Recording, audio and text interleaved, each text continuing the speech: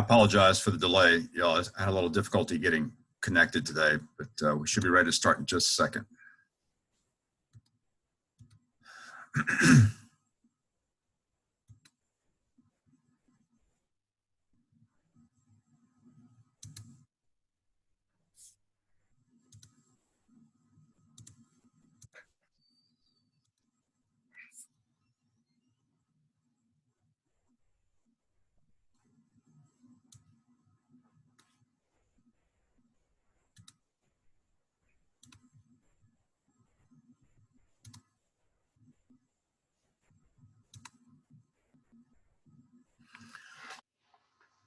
Okay, we'll go ahead and get started. If you could indicate if you'd like to ask Coach a question in the chat, and we'll just try to follow the order as the notations appear in the chat. So Ron Snyder has indicated he'd like to ask a question. So Ron, we'll start with you. Hi, Coach Mainieri. I just wanted to ask you, just, with the week ahead, obviously the softball playoffs are starting, so it kind of shows that your season's coming to an end as well. So how do you balance, given your team saying have a sense of urgency? Obviously you play one game at a time, but how do you balance saying have a sense of urgency but not, getting too involved with the big picture? Well, first of all, I'm glad you mentioned about softball, Ron. I'm so thrilled for Beth Torina and her team, number 7 national seed. I was watching the selection show last night. I was so excited for her and her team, and hope that they make their big run. As far as we go, it's pretty hard to hide what's at stake, from the kids. They're not dumb. They know what's at stake, and you still have to play them one game at a time. Our guys have done a really good job of that. We're not allowed to practice today. Today's an off day by NCAA rules. We have to, even though school's out, we still have to give them an off day. And then we have a game tomorrow before we leave Wednesday for College Station, and obviously have the 3 big games against Texas A&M. So once again, in coaching, we call these trap games, against Northwestern State. I don't get to have exposure to our team. We play a non-conference game on Tuesday. Everybody's looking ahead to the Texas A&M series, knowing how much is at stake. You worry like crazy that the guys aren't going to be ready, but our team has done such a super job of being ready for these games on Tuesday. I don't know why that they're always so focused, and they've done such a super job. We have a chance to be only the 3rd team in the history of LSU baseball to go undefeated in our midweek games this year. That's amazing. We're 13-0, or no, 12-0. We had a rain out against Tulane. So I think we're 12-0 in midweek games this year against mostly, is it all in-state schools, Bill, this year? No, South Alabama. South Alabama. And I guess it's kind of, I said 13-0. If we count the Louisiana Tech, the first Tech game that was supposed to be a Sunday game but was moved to Monday, if we count that, then it's 13-0. Okay. Well, it was kind of a weekend series. Yeah, so I'm not sure I wasn't sure how to count that game exactly. Yeah, I think that was kind of part of the weekend series. So we'll remember, it was supposed to be Friday, Saturday, Sunday, right. And I think it got moved to Saturday, Sunday, Monday because of weather or whatever. But anyway, the bottom line is we have a chance to be only the 3rd team to ever be undefeated. And I think the kids are taking a lot of pride in that. So I think they'll be focused. The other thing that's important for us is, the way that we are playing these midweek games now is using a lot of different pitchers. And, since Jaden Hill got hurt and we've moved Mikhail Hilliard into the weekend rotation, we don't really have a true 4th starting pitcher. I guess we could potentially, have Helmers extend if we wanted to, but we've tried to keep him available for the weekends. Now, when we get to the postseason, that won't obviously be the case. And if we wanted to ride Helmers for a longer outing, we could potentially do that.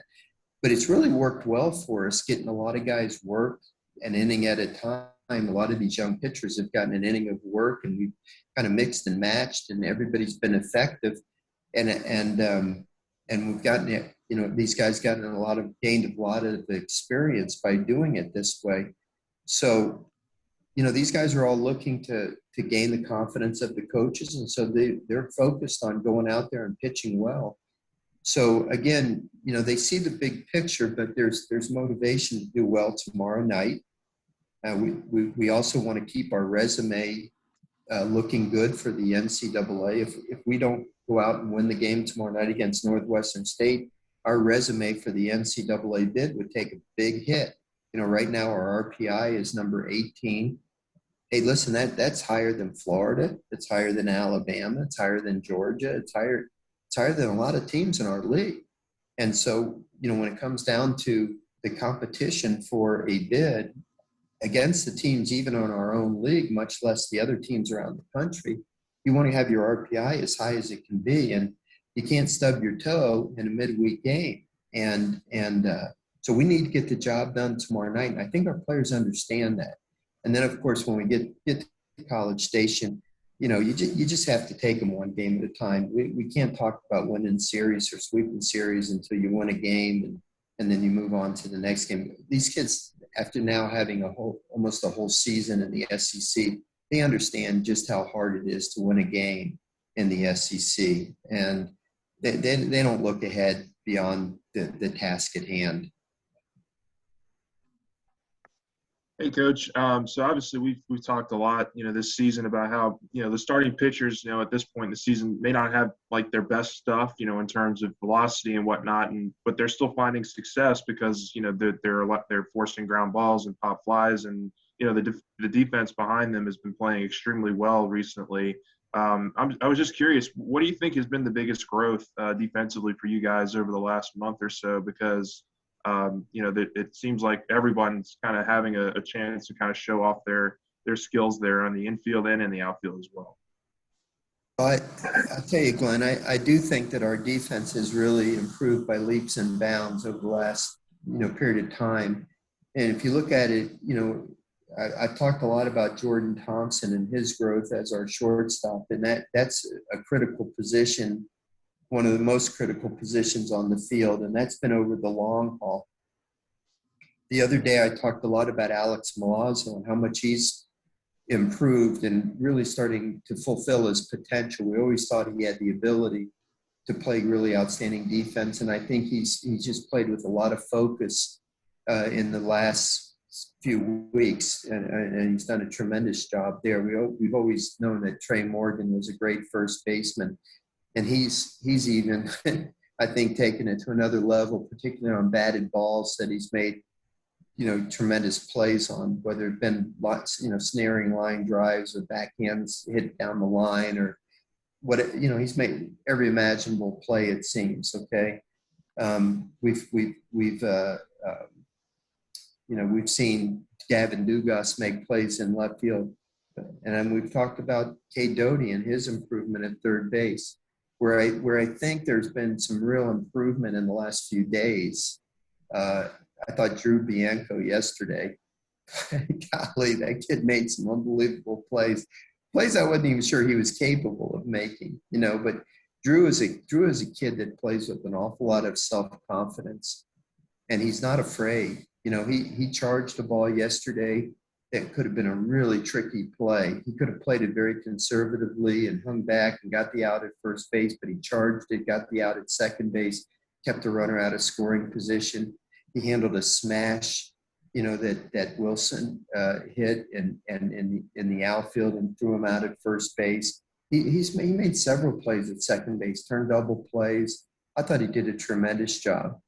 And then I thought Giovanni DiGiacomo really played inspired the last couple of days out in center field. He knows I wasn't very happy with him last week in a midweek game.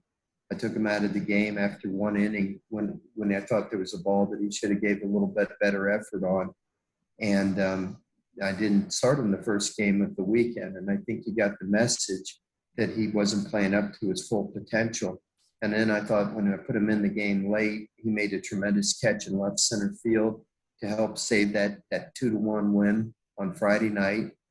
And then I thought, he just continued to play. Obviously, offensively, he did a great job yesterday with the 2 home runs and the RBI single. But he played really outstanding in the outfield. And that's what we need. We need guys to do extraordinary things. LSU is not a place for ordinary people.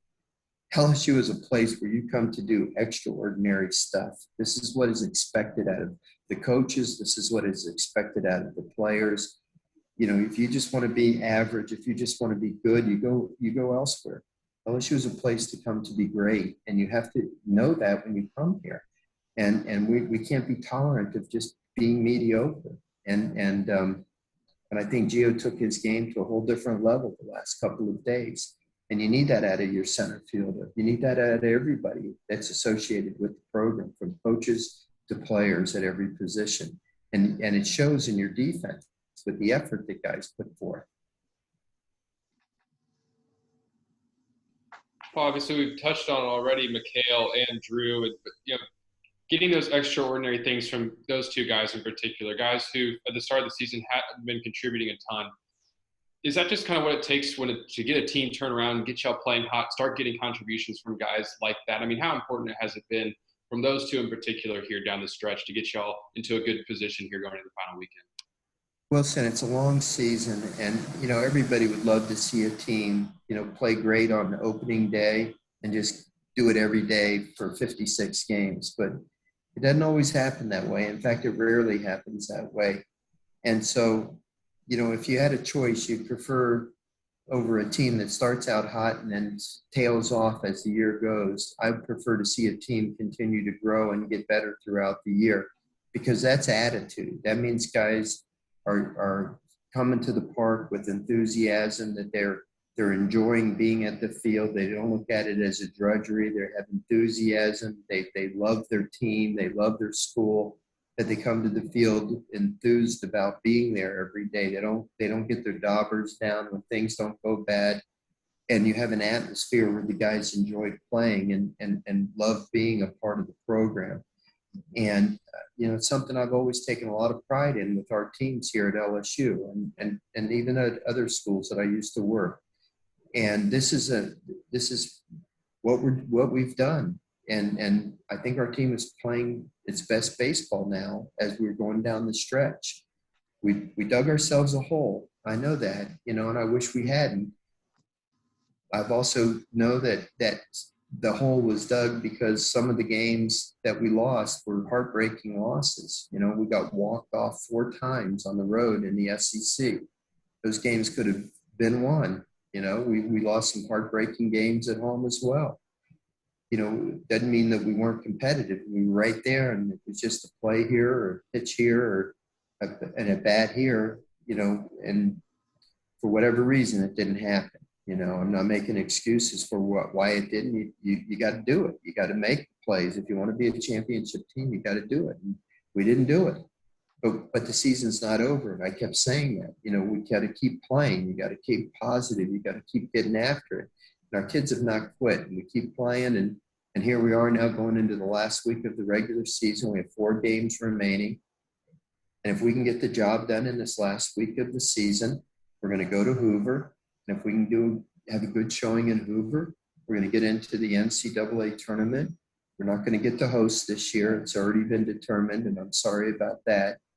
But you get into the big dance, it's a clean slate. Hey, teams have won on the road before. You win a regional, you get to a super regional, you got to beat a team 2 out of 3 to go to Omaha. And that's the way we're looking at it. So I think Bianco's emergence, I think Mikhail Hilliard's emergence, I think Alex Milazzo, his emergence offensively, defensively, I think Giovanni's emergence this past weekend has been huge. I think the way that Trey Morgan has played like an All-American, I mean, he's playing like an All-SEC, All-American player. I think Dylan Cruz played great early. He went through a little bit of a lull. I guess, you could call it a little bit of a lull. He's never really been bad, but I think Dylan Cruz has gotten into a zone again now, and he's really seeing the ball and swinging the bat like he did early in the year, and he's become a terror. Davin Dugas is swinging the bat good again. So is Cade Doty. I think we're doing a lot of good things right now, and if we can keep it going, who knows what this team is capable of doing down the stretch. Hey, Coach, I wanted to ask you specifically about two players, if I can. Gavin Dugas just earned co-SEC Player of the Week. Can you talk about just the improvement he's had this year, but also Will Helmers as a freshman and being able to come in clutch in these midweek games? Yeah, well, Gavin has been one of the real true stories of this year, Brooke, because, we always thought Gavin could hit. And, he came here as an infielder. His freshman year, when we got a chance early in the year, he swung the bat good, and then he slid headfirst into second base and tore a ligament in his hand, and it set him really far behind. And then last year, he was a little bit up and down, and then the season got shut down. Gavin's always been a wonderful kid. Sometimes I felt like he cared too much because he got very nervous and very, like hyper about things. And I needed him to kind of calm down, keep his enthusiasm, but calm down a little bit. And this year, he's just kind of been able to temper his enthusiasm, so that he didn't get all hyper. And he was able to kind of get into that zone and confident, but keep his calmness. And look at what the results have been. I think he's leading the SEC in RBIs, if I'm not mistaken. He's got 14 home runs. He's been an extremely clutch hitter. He's played a really outstanding left field for us. He's done some really great things. Will Helmers is a kid that I just think the world of. And I'm not sure that I've handled him correctly this year. He's one of those kids that I think you can rely on him so much that he probably would have been better served if I would have just let him pitch, as a midweek starter and just go out there and pitch all the time. But he was so valuable that I always wanted to have him available on the weekend in case we needed him. And we really never used him that much because our weekend starting pitchers ended up, pitching deeper into the games. Probably would have been better served if I would have just let him pitch extended outings during the middle of the week. But he's got a bright future, Will, and I think he's going to do a good job. He's a very poised young man. He's going to throw a lot of strikes. He needs to continue to improve his secondary pitches, and his command has kind of regressed a little bit. And I think that's probably because I haven't let him pitch enough. But he's, like I said, a very poised kid. He's a competitor. He's used to being very successful. I think he's going to have a very good career here at LSU. Hey, Coach, I wanted to circle back to Hilliard. What is working with him right now, and how much of a lift is what he's doing right now been to the team? First of all, you can't really quantify the lift. I'm going to answer your questions in reverse order. You can't really quantify, Paul, how much of a lift he's given us. I mean, he's been phenomenal. He just, when Jaden went down, we lost a really quality starting pitcher. And, I always had Mikhail in the back of my mind. I keep remembering him as a freshman, and, he was arguably our top starting pitcher as a freshman, really. He was outstanding. And then he suffered some arm issues and just didn't really kind of get it going again. And then, we started him against, I think it was Grambling, if I'm not mistaken. And he kind of got himself back into a groove. He started throwing the ball with confidence again. And since then, he's just been tremendous. And I think that the word I just used, Paul, is just the difference. His confidence has just come back. And he's cutting the ball loose. The ball's coming out of his hand great. He's got the movement on his fastball, but he's got the command of his fastball back again. And he's throwing his curveball like he did again as a freshman. His curveball has a spin rate that's like major league level spin rate. It's almost got 3,000 RPMs, which is unheard of in college. I know that doesn't mean much to us lay people, but it's the ball spins so fast that it has such a tight spin that it really can fool the hitter. And you get a lot of swings and misses. And you saw yesterday the Alabama hitter swung and missed at his curveball an awful lot because of the tightness of the spin. And when he's got it going, they'll swing and miss at that curveball a lot. So he's just been really outstanding, and it couldn't happen to a better kid. I just love Mikhail, and it's just making me so happy to see him at the end of his career with us, to have such success. And he's not done yet. I think he's still got some good games left, some great games left in him. Thank you. Well, they took my question, Coach. I was just going to ask you about Mikhail. If you have any more insight, because I just look at it as, I think what makes it such a great story is how well he's handled it. You know, he always seems to be in the best of spirits for a kid that has gone through everything, especially being a local kid. I know he wants to do well for his family and friends, especially LSU. But is there anything else like that can just speak to what he's gone through and how he's been able to smile in the face of all this adversity during his time at LSU? Well, you know, Matt, he comes from a wonderful family, first of all. You know, his mom and dad are tremendous people. When we recruited them, when we recruited Mikhail, I can remember it like it was yesterday, and they were so supportive, and they wanted him to come to LSU so badly. And, you know, there were some questions about whether or not, you know, it was the right place for him. And they just never wavered, you know, and they believed that he could do it.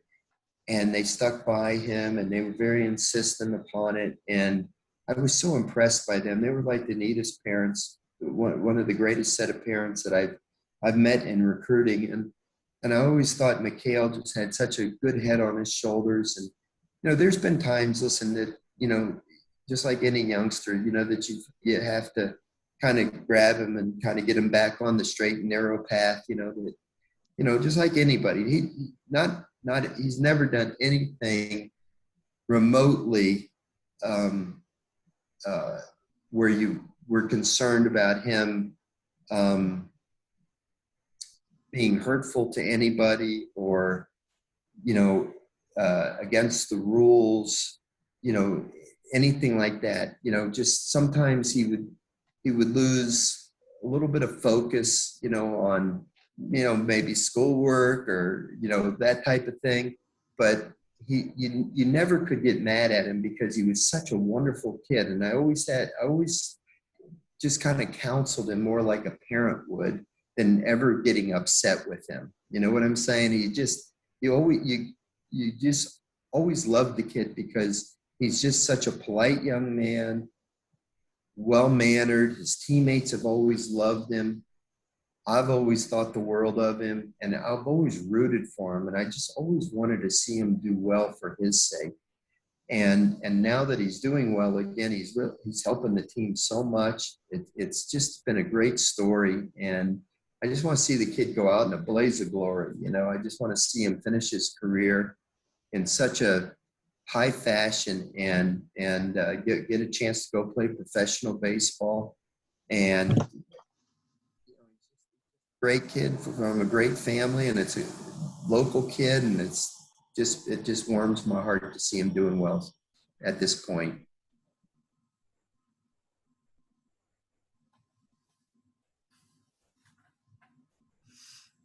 Coach, do you have any updates as far as the weather for tomorrow? Or are you guys still figuring that out? I feel like that's a question every midweek game. No, I know. Well, you know as much as I do. You know, the weather as I'm looking at it, I'm keeping my fingers crossed. It sounds like it's not going to be so great today or most of the day tomorrow, but the last I looked at it, it seems like it's going to get out of here by game time, and that's what we're hoping for. So I've already talked to the coach at Northwestern State. We're going to do everything in our power to get the game in, even if it has to be delayed a little bit. I mean, it's our only chance to play the game. And it's an important game for us for a couple of reasons. You know, we need to get the game in as we're trying to build a resume for the NCAA bid. It's also very important for us to get the game in, to get these young pitchers another opportunity to get out there and pitch. You know, we're going to need these pitchers that are going to pitch tomorrow night for us to be successful at the end of our season here. Might even need them this coming weekend, certainly if we make a run in the SEC tournament. And if there's a fourth game in a regional tournament, those type of things. So we need to get them to get as much experience on the mound as we possibly can. So this is an important game for us tomorrow night. And I want to I'm as desperate to get this game in as we possibly can be. So we're gonna wait as long as we possibly can to make sure that we can get it in. And I think the coach at Northwestern State appreciates that. He's a great guy, and they're definitely going to be coming down here, and we're going to hopefully the big tiger in the sky is going to push this rain through and allow us to play tomorrow night. Got one more if I could, Paul. Javen Coleman obviously gave y'all such a great relief outing there on Saturday. What's been the biggest key for his development over the course of the season? I think it's just maturity for him, Wilson. You know, he showed a great outing, his first outing against Louisiana Tech, the third game of the season. And then I don't know what happened there for a period of time, for about a month there. He just kind of, I don't know, lost, you know, what he was doing well for some reason. And then he got it back. You know, the outing at Ole Miss I thought was tremendous. And then he's just been very reliable since then. He's going to be a real key for us here this weekend and into the postseason. I think the world of Javen, and I think he's got a chance to be something special in his career here at LSU, and he's going to be a very critical pitcher for us down the stretch run here.